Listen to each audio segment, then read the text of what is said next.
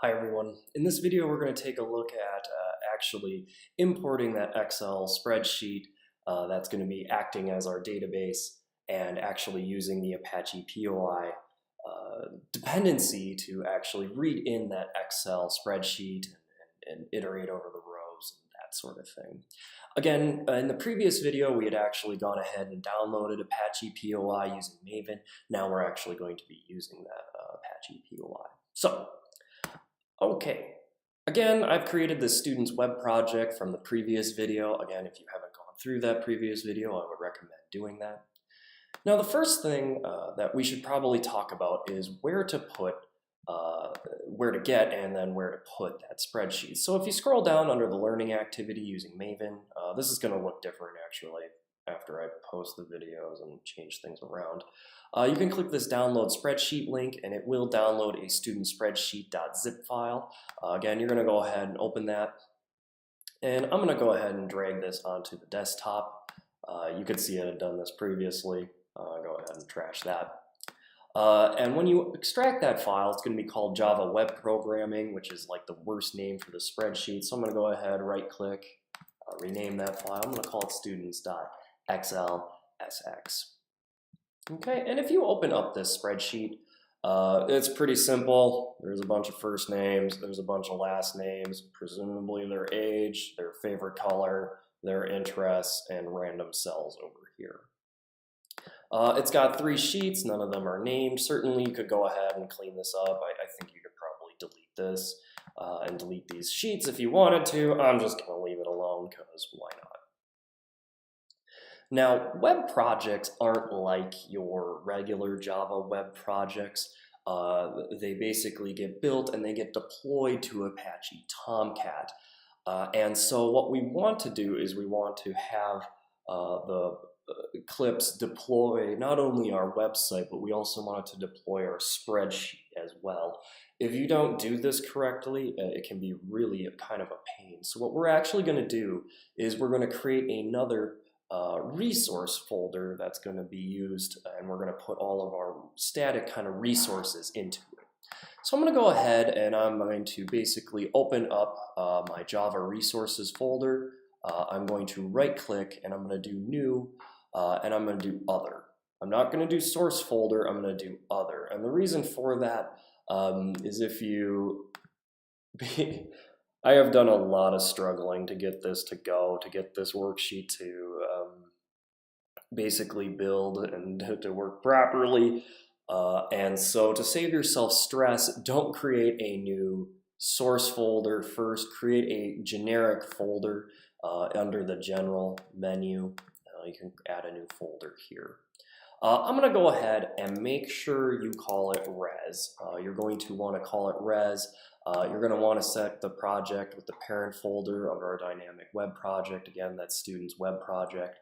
And then I'm going to add a res folder. Make sure to call it res. Res for resources. That is what you need to name it. Again, I've done a lot of struggling to make this go, and so I'm trying to show you the most efficient, least hair-pulling method possible. So again, name this guy res. And it will create a folder here. And again, Eclipse is alphabetizing things for us, sorta. And so you can see the res folder pop up here. Now what you can do is you can actually click and take your Excel file over here and click and drag it into res. And you want to copy the files, you don't want to link to files, you want to copy the files. Now you can see students.xlsx in our res folder. And this res folder you could use for a ton of things. Maybe you have some initialization files, maybe you've got a fav icon or something like that that you don't want stored in the web content folder. Again, this would be for more back-end sort of work, static resources like this XLSX file.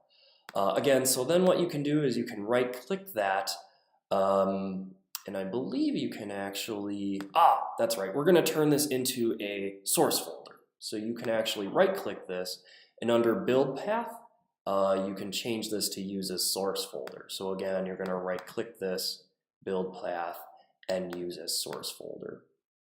Now, Eclipse has gone ahead and added that to Java resources for us. and you can see res popping up over here, and it's changed the little icon. Now when we build our web project, it's going to automatically deploy students.xlsx to Apache Tomcat, and Apache Tomcat will be able to find that. Again, this needs to be called res.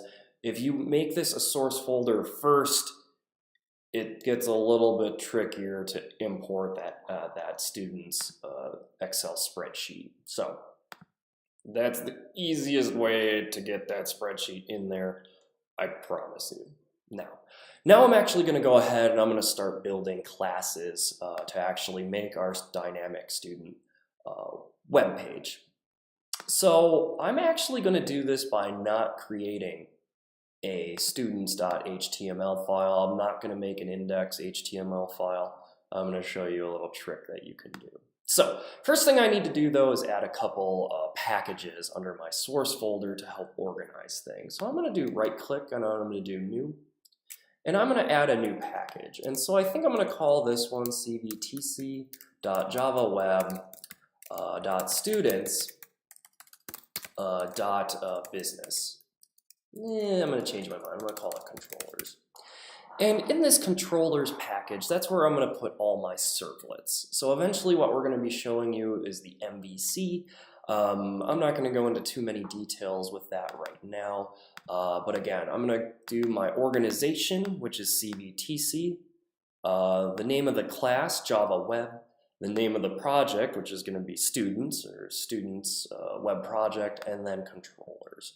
So again, maybe our CVTC organization has many different classes, and maybe our class Java Web has many different web projects like students, our dating website, or movie website, and then inside of that we're going to have our controllers. So I'm going to go ahead, I'm going to add that to my source folder, I'm going to click finish. Then what I'm going to do is I'm going to actually create another new package. I'm going to go ahead and then same style, it's going to be cvtc.javaweb.students, spell it right, students, and then I'm going to call it data. And this package will be all our classes for getting data from that Excel spreadsheet. So again, this package is going to have our servlets. This package is going to have code for getting data from that spreadsheet. And I'm going to go ahead and expand this window. I'm going to shrink this down a little bit. Now I'm going to add a new servlet. I'll go ahead and add a new servlet here. I'm going to call that servlet, I don't know, let's give it a name, StudentsServlet. Why not? We'll go ahead and click next. Again, we want to make sure to add it to the controllers package. I'm going to go ahead and click next. I'm going to ignore these initialization parameters, and as far as URL mapping, I'm going to go ahead and remove the default one. Okay, I lied. We're going to go ahead and add it back as StudentsServlet, because apparently the tool is now mad at me if I don't have one. Sorry about that. Go ahead and leave it. I'm going to go ahead and click next. Per usual, I'm going to go ahead and add init and destroy methods. I'm going to add do post and do get. Then I'm going to go ahead and click finish. And you should see the servlet get automatically populated with all kinds of good comments and all that stuff. I'm going to go ahead and delete, I'm going to go ahead and set up our servlet with a couple things. One, I'm going to delete this annotation. I want to show you how to do this with the XML file. You'll see a warning populate here. I'm going to go ahead and delete that import statement.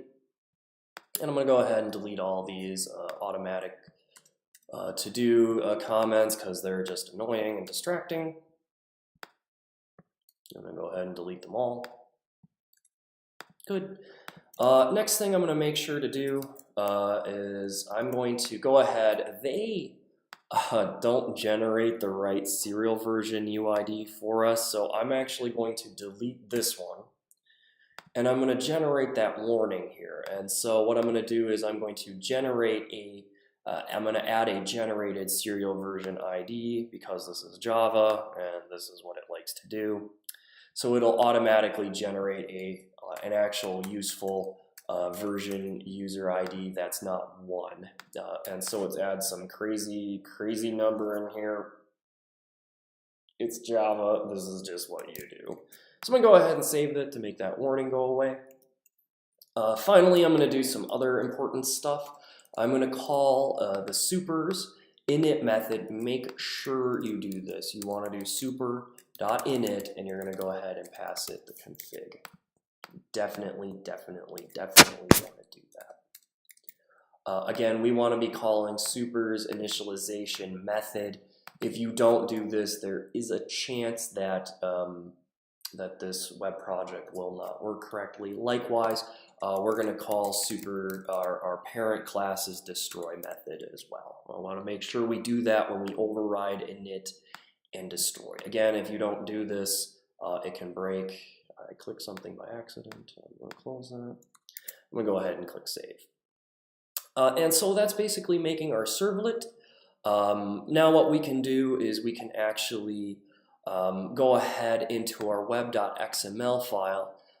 Instead of making an index.html file, I'm going to go ahead and make it so that the servlet is actually, this servlet is actually our default servlet. So users are going to type in the name of the project. It's going to be students web project / index, and the servlet will then serve them the response. They won't go to an index.html page.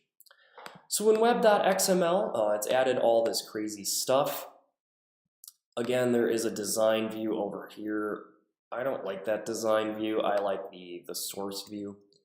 And I'm going to go ahead and I'm going to add a couple new lines here, and then I'm going to go ahead and I'm going to delete most of these welcome files. And I'm going to change the welcome file to be /index. However, and this is going to be the servlet that's actually going to be directed. So when users come, they type in the web project and then /index, they will be automatically directed to our servlet that's camping over here. So to do that, I first need to add a servlet element. And then this is going to complain at first. We need to also add a servlet -name. And I believe that is going to be our students servlet. And then what we want to do is we also want to add the servlet class. Now, this servlet class is the full package and class name. You need to add all of it. So that's going to be the full package, cvtc.javaweb.students.controllers.students-servlet. It is the full package and class to that servlet. We need to do the full path, the full class package and path to that servlet.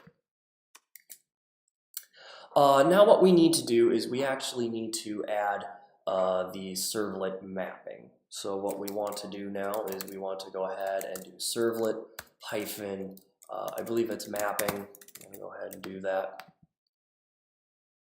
No, that's not it. Not complete. Oh, I've forgotten how to do this. And per usual, what I'm going to do is I'm going to Google it. Again, you're going to hit the same thing, no doubt. I do all the time.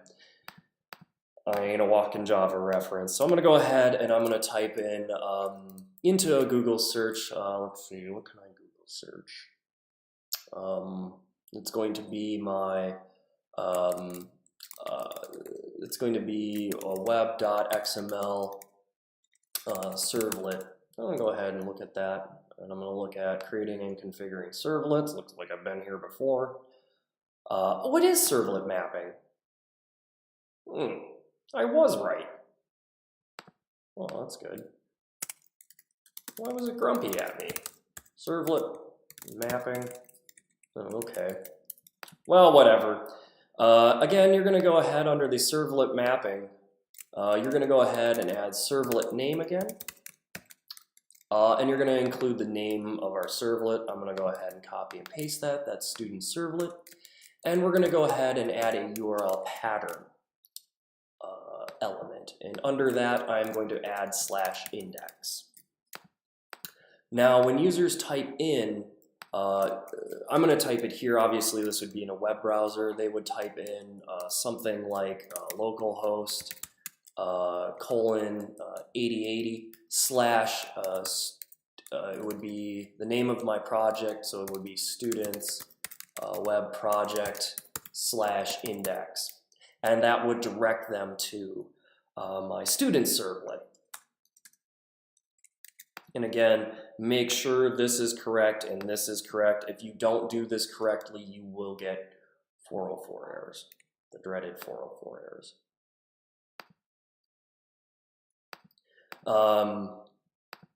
Now what I'm going to do is I'm going to head back to my StudentsServlet, and I'm going to go ahead and I'm just going to run this. I'm just going to run this as is.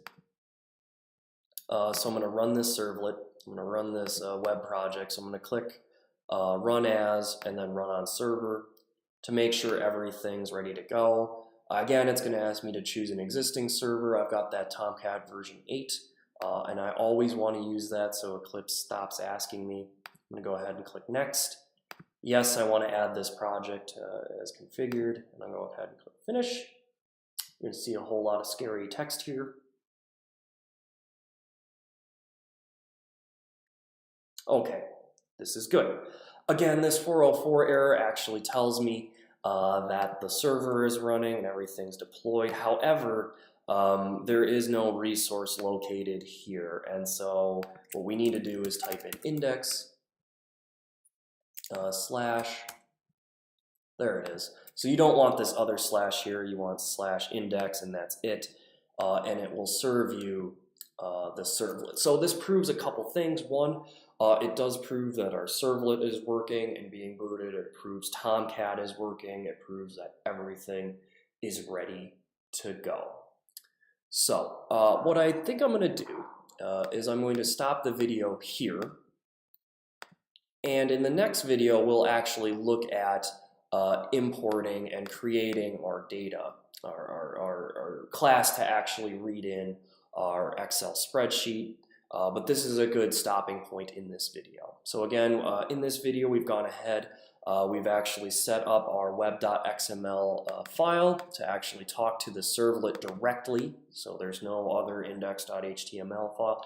And we prove that our servlet is running, and we've set up our servlet to go with calls to the super class, the super init, the super destroy, and we prove that the do-get is working. So again, let me know if you have any questions on this, and in the next video we'll actually look at talking to that Excel spreadsheet students that we put into this res folder here. Thanks for watching.